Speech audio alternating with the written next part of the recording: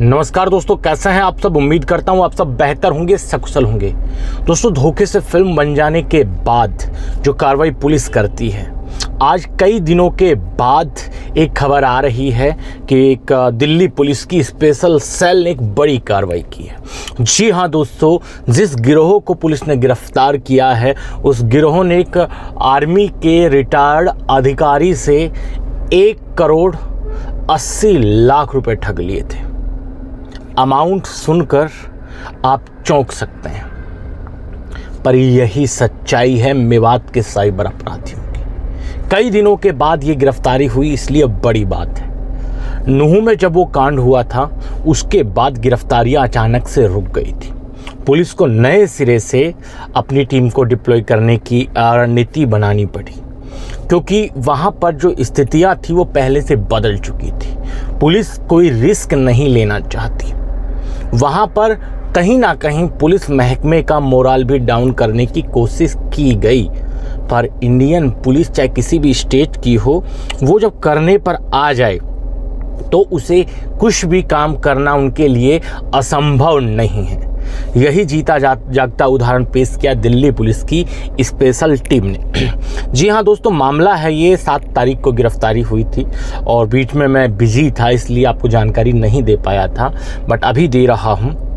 Side में आप जो देख पा रहे हैं, ये दिल्ली पुलिस की स्पेशल टीम है और नीचे ये 3 आरोपी बैठे हैं।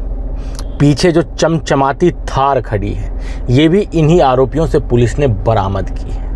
इन आरोपियों ने आर्मी के एक रिटायर्ड ऑफिसर से 1,80,00,000 रुपए की ठगी की थी। देखिए, मामला पूरा क्या था।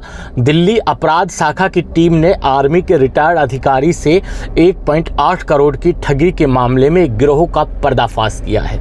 यह गिरोह व्हाट्सएप कॉल के जरिए गंदी फिल्म बनाकर लोगों को ब्लैकमेल करते थे। अपराध शाखा की टीम ने इस पूरे मामले में 3 आरोपियों को गिरफ्तार किया है। आरोपियों को एक रिटायर्ड अधिकारी की शिकायत पर जांच करते हुए गिरफ्तार किया गया। इनकी पहचान भरतपुर मेवात राजस्थान निवासी जरीब खान, जिसकी उम्र 30 साल है, मथुरा उत्तर प्रदेश निवासी नीरज, जिसकी उम्र है 22 साल। उम्र पे गौर कीजिएगा, नीरज है, ये मथुरा का रहने वाला है। इनकी इस केस में क्या भूमिका थी वो भी आपको मैं आगे जाके बताऊंगा। और अजीत सिंह, इसकी उम्र भी 23 साल है, ये भी भरतपुर के पास में ही, नज़दीक में ही मथुरा पड़ता है। बॉर्डर एरिया ही है, मथुरा और भरतपुर जो आपस में ये टच करते हैं, तो वही क्षेत्र है, ये मेवात में ही आता है इस क्षेत्र से। दिल्ली अपराध शाखा के विशेष पुलिस आयुक्त रविंद्र सिंह यादव ने बताया कि आईटीबीपी यानी कि भारत तिब्बत सीमा पुलिस बल के एक कमांडेंट अधिकारी ने दक्षिण पश्चिमी जिले के थाने में एक शिकायत दर्ज कराई थी। इसमें उन्होंने बताया था कि व्हाट्सएप पर एक महिला से मिले, जिसने उन्हें विभिन्न सोशल मीडिया पर एक अश्लील वीडियो वायरल करने की धमकी दी। इसके बाद उन्हें एक व्यक्ति का फ़ोन आया, जिसने खुद को इंस्पेक्टर राम कुमार मल्होत्रा बताया और सोशल मीडिया पर अश्लील वीडियो को ब्लॉक करने के लिए पैसे की मांग की। इसके बाद उन्हें मतलब कि जो धोखे से फिल्म बनाकर पैसे मांग रहे थे, उनके द्वारा बताया गया कि फ़ोन करने वाली लड़की ने राजस्थान में मतलब कि अब वो नहीं रही है और उनके खिलाफ अब मुकदमा दर्ज किया जाएगा। आरोपियों ने उस मुकदमे को बंद करने के लिए अलग अलग समय पर वरिष्ठ पुलिस अधिकारियों और गृह मंत्रालय के अधिकारियों के रूप में बात करते हुए लगभग 1.8 करोड़ रुपए वसूल लिए। हालांकि इसके बाद भी जब पैसे की मांग की गई तो पीड़ित ने वसंत कुंज पुलिस स्टेशन में मामला दर्ज कराया। वसंत कुंज, मैं जहां करता हूं नौकरी, उसी के बगल में एक थाना पड़ता है वसंत कुंज का, ठीक है। मामला आरोपियों को गिरफ्तार करने के लिए joint police commissioner SD Mishra ने डीसीपी अमित गोयल की देखरेख में एक टीम का गठन किया। इसमें APC Ramesh Chandra Lamba, inspector Shivraj Singh Bisht, SI Ravinder Hooda, Devendra Malik, Manoj Meena, SI Birendra और मोहम्मद रईसुद्दीन, हेड कांस्टेबल नेमी चंद, विकास, नरेंद्र शैतान सिंह और कांस्टेबल प्रवीण को शामिल किया इस टीम ने। क्राइम ब्रांच की टीम ने जांच करते हुए 200 से अधिक मोबाइल नंबरों की जानकारी जुटाई, उनका विश्लेषण किया। साथ ही विभिन्न बैंकों के 20 से अधिक बैंक खातों की जानकारी भी प्राप्त की गई। बैंक खातों की जांच के बाद पता चला कि आरोपियों ने लगभग 1 करोड़ 80 लाख रुपए की उगाही की है। साथ ही ये भी सामने आया कि आरोपी की मथुरा और भरतपुर में गिरोह का संचालन करते थे। इस पर टीम ने मथुरा और भरतपुर छापेमारी करते हुए 3 आरोपियों को गिरफ्तार किया है। जांच में सामने आया कि आरोपी नीरज 8वीं पास है, जबकि आरोपी अजीत दूसरी कक्षा तक ही पढ़ा है। आरोपियों ने जल्दी पैसा कमाने के लिए ऑनलाइन ठगी का रास्ता अपनाया था।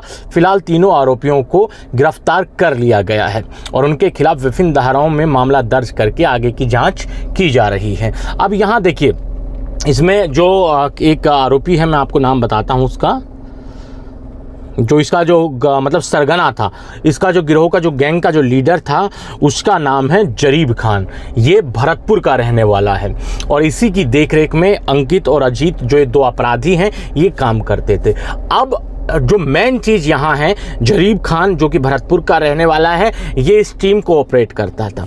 अब किसी भी फ्रॉड को करने के लिए 2 चीज़ें ज़रूरी होती हैं, तो फर्जी सिम कार्ड और एक फर्जी बैंक अकाउंट।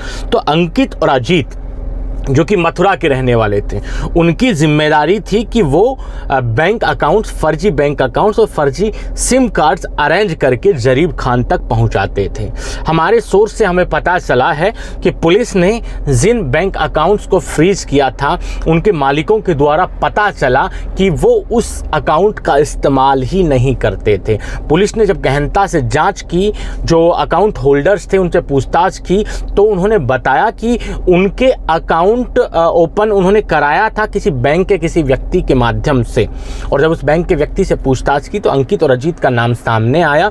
ये लोग जरीब खान के लिए फर्जी बैंक अकाउंट्स, फर्जी सिम कार्ड्स का बंदोबस्त करते थे और वो सारे फर्जी अकाउंट्स को जो जरीब खान है, इसकी गैंग को सौंप दिए जाते थे। तो जरीब खान की गैंग जो भी साइबर अपराध में पैसे आते थे, वो फर्जी अकाउंट्स में डलवाते थे। दोस्तों, मेवात में ये बहुत आम चीज़ है।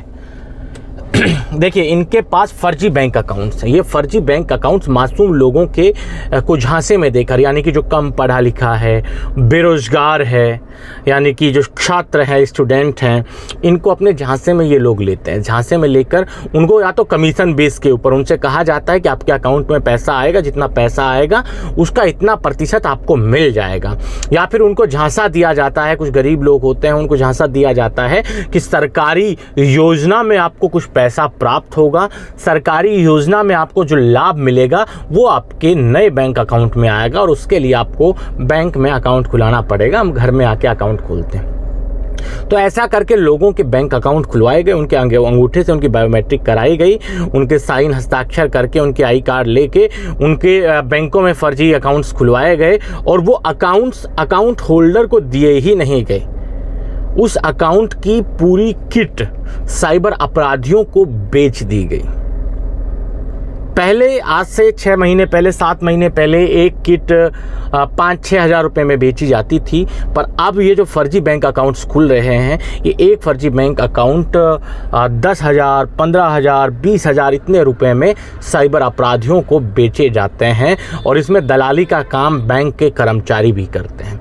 बैंक के कर्मचारी पैसों के लालच में फर्जी अकाउंट्स खुलवाकर उनकी जो किट है वो साइबर अपराधियों को सौंप देते हैं। तो ये पूरी मिली भगत ये गिरोह कर रहा था। दिल्ली पुलिस ने एक बेहतरीन कार्रवाई करते हुए तीनों आरोपियों को गिरफ्तार कर लिया है।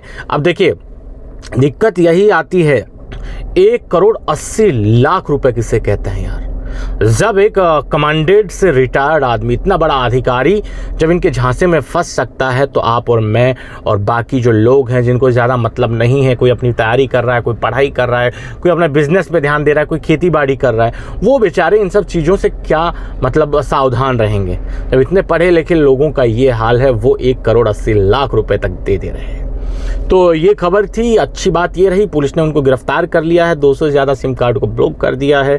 आगे इसमें कोई नया अपडेट आता है तो आपको ज़रूर हम उसको आपके सामने रखेंगे। आज के इस वीडियो में इतना ही। जल्द मिलते हैं नया वीडियो लेकर, नई जानकारी के साथ। रखिए तब तक अपना ख्याल। जय भीम, जय हिंद की सेना साथियों।